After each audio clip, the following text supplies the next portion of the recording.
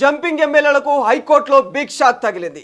BRS నుంచి కాంగ్రెస్ లోకి jump అయిన 10 మంది ఎమ్మెల్యేలను అనర్హులుగా ప్రకటించాలంటూ ప్రజాశాంతి పార్టీ అధ్యక్షుడు కేఏ పాల్ హైకోర్టులో పిటిషన్ దాఖలు చేశారు. అయితే దీనిపై స్పందించిన హైకోర్టు కూడా ఈ 10 మందికి ఈ జంపింగ్ 10 మంది ఎమ్మెల్యేలకు నోటీసులు జారీ చేసింది.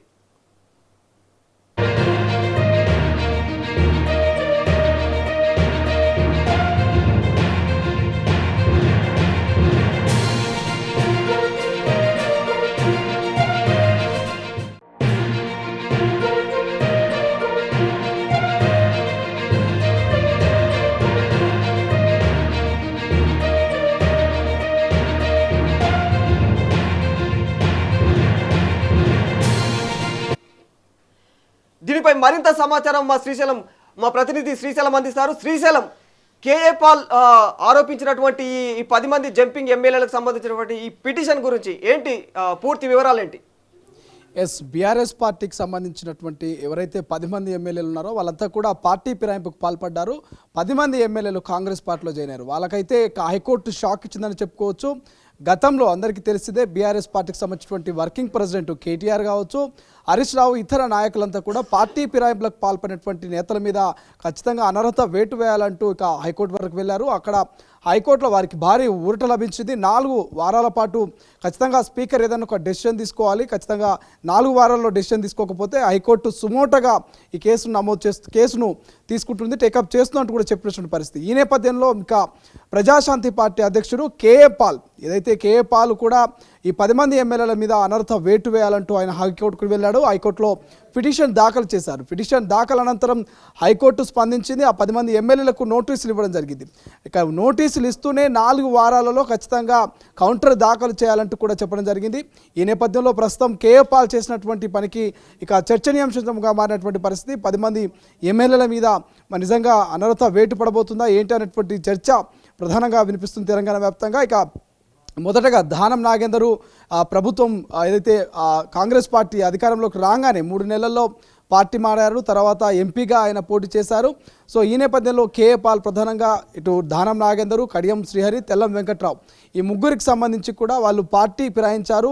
ప్రధానంగా దానం నాగేందర్ అయితే ఒక పార్టీలో గుర్తు మీద గెలిచి మరో పార్టీకి వచ్చి ఎంపీగా కూడా పోటీ చేశాడు. ఇది మరి నిజంగా ఖచ్చితంగా చట్టాలని కూడా అవమానపరిచినట్టే, ఖచ్చితంగా రాజ్యాంగాన్ని అవమానపరిచినట్టే. ఖచ్చితంగా హైకోర్టు దీని మీద సీరియస్గా యాక్షన్ తీసుకోవాలంటూ ఆయన పిటిషన్ దాఖలు చేయడం జరిగింది.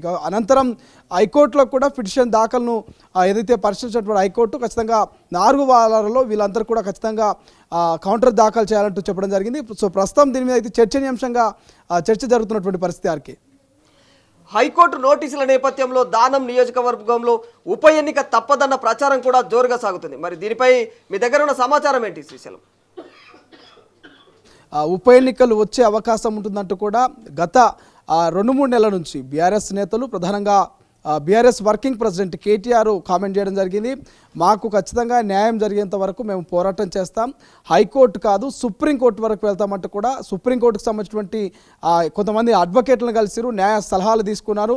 ఒకవేళ ఇక్కడ స్పీకర్ స్పందించకపోయినా, హైకోర్టులో మాకు ఊరట లభించకపోయినా సుప్రీంకోర్టు వరకు వెళ్తాము, ఖచ్చితంగా తెలంగాణలో 10 నియోజకవర్గాల ఉప ఎన్నికలు తీసుకొస్తాము, ఆ ఉప ఎన్నికల్లో మా సత్తా ఏంటో చూపిస్తామంటూ ప్రతిపక్ష పార్టీ నాయకులు కేటీఆర్ చెప్పేటువంటి ప్రయత్నం చేశారు. ఇందులో భాగంగానే ఇక ఖైరతాబాద్లో కావచ్చు, అటు భద్రాచలం కావచ్చు, ఇతరితర స్టేషన్ గణపూర్ కావచ్చు, ఇతరితర పార్టీ మారిన, పార్టీ ఫిరాయింపులకు పాల్పడిన 10 నియోజకవర్గ ఎమ్మెల్యేలు ఏదైతున్నారో వాళ్ళంతా ఉప ఎన్నికలకు సిద్ధంగా ఉండాలంటూ కూడా ఇక ప్రతిపక్ష నేత కేటీఆర్ చెప్పాడు. ప్రస్తుతం మరి పార్టీ మారిన ఎమ్మెల్యేలంతా కూడా కొంత ఆందోళన గురవుతున్నటువంటి పరిస్థితి. ఏం జరగబోతుంది, పార్టీ మారా, మరి నిజంగా ఉప ఎన్నికలు రాబోతున్నాయా ఏంటి అనేటువంటి కొంత ఆందోళన ఉన్నట్టు తెలుస్తుంది ఆర్కే. నిజంగానే మరి కేటీఆర్ ఇతర బీఆర్ఎస్ సీనియర్ నేతలు చెబుతున్నట్లుగా జంపింగ్ అయిన ఎమ్మెల్యేల నియోజకవర్గంలో ఉప ఎన్నికలు వచ్చే అవకాశాలు ఉన్నాయా శ్రీశైలం? వచ్చే అవకాశం ఉంది. ఎందుకంటే 99% కూడా ఉప ఎన్నికలు వచ్చే అవకాశం ఉంది. ఎందుకంటే హైకోర్టు తీర్పులు కావచ్చు, లేకపోతే ఇతర అన్నీ కూడా బీఆర్ఎస్కే ఫేవర్గా కనిపిస్తూ ఉన్నాయి. పార్టీ అంటే గతంలో బీఆర్ఎస్ కారు గుర్తు మీద గెలిచినటువంటి 10 మంది ఎమ్మెల్యేలు ఇక రాజీనామాలు చేయకుండానే పార్టీ మారి అధికారంలో ఉండి ఇప్పుడు ఎవరైతే ఉన్నారో వాళ్ళందరికీ కూడా ఉప ఎన్నికలు వచ్చే అవకాశం ఉంది. వాళ్ళు ఎందుకంటే ఒక పార్టీ మీద గెలిచి ఇంకో పార్టీలోకి వెళ్తున్నామంటే ఖచ్చితంగా రాజీనామా చేసి వేరే పార్టీలో జాయిన్ అవ్వాల్సినటువంటి అవసరం ఉంటుంది. కానీ పార్టీ ఫిరాయింపులకు పాల్పడినటువంటి వీళ్ళు ఎవరు రాజీనామా చేయకుండానే పార్టీ మారారు. సో ఖచ్చితంగా వీళ్ళ మీద యాక్షన్ తీసుకోవాలంటూ వాళ్ళు హైకోర్టుకు వెళ్ళడము, మళ్ళీ కేఏ పాల్ కూడా హైకోర్టులో పిటిషన్ దాఖలు చేయడము, హైకోర్టు మరి వీళ్ళ ఎవరైతే పార్టీ మారిన ఎమ్మెల్యేలకు నోటీసులు ఇవ్వడము, కౌంటర్ దాఖలు చేయడం, 4 వారాల గడువునివ్వడము, ఇదంతా సినారే చూస్తూ ఉంటే మాత్రం తెలంగాణలో ఒక సంచలనంగా మరి పార్టీ ఫిరాయింపులకు పాల్పడినటువంటి అంశము మారబోతున్నట్టు తెలుస్తోంది. ఉప ఎన్నికలు వచ్చినా ఆశ్చర్యపోవాల్సినటువంటి అవసరం లేదు. ఇప్పటికే ప్రతిపక్ష బీఆర్ఎస్ పార్టీ ఉప ఎన్నికలు వస్తే ఎలా గెలవాలి అనేటువంటి అనేక వ్యూహాలతో సర్వం సిద్ధమైనట్టు తెలుస్తోంది.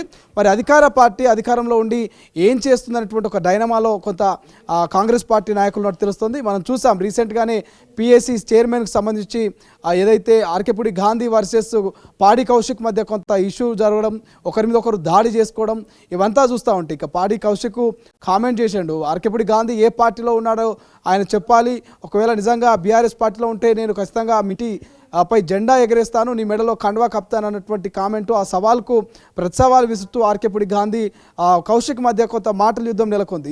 ఈ తరుణంలోనే కొంత మరి అసలు ఏంది పార్టీ ఫిరాయింపు పాల్పడినటువంటి నేతలు ఏం జరగబోతుంది వాళ్ళ విషయంలో, ఉప ఎన్నికలు వస్తే వాళ్ళు రెడీగా ఉన్నారా లేదా అనేటువంటి చర్చ ప్రధానంగా పొలిటికల్ సర్కిల్లో కొనసాగుతుంది. RK right, thank you Srisailam. అసలైన తొలి వెలుగు. ఫాలో వాట్సాప్ @తొలి వెలుగు అఫీషియల్.